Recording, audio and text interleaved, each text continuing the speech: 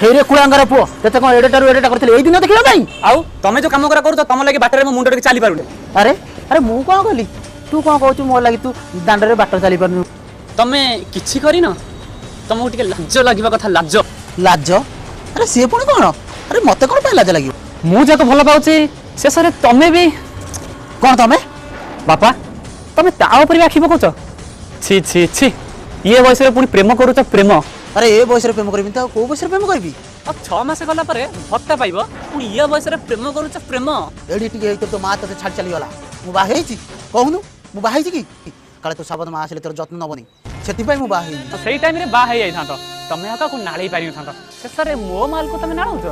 अरे मु टिके नाळी देली बिली तू कहूछु मुंडो टिके बाट चली पारनु आरो का नांडू जो मो सांगो ता पुओ पुनी ता बाहागर कला ना नाही से पुनी मुंडो टिके बाट चली पारछ ना नाही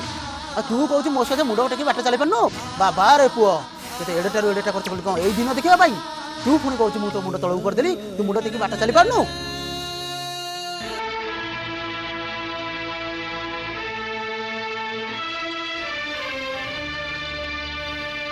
बापा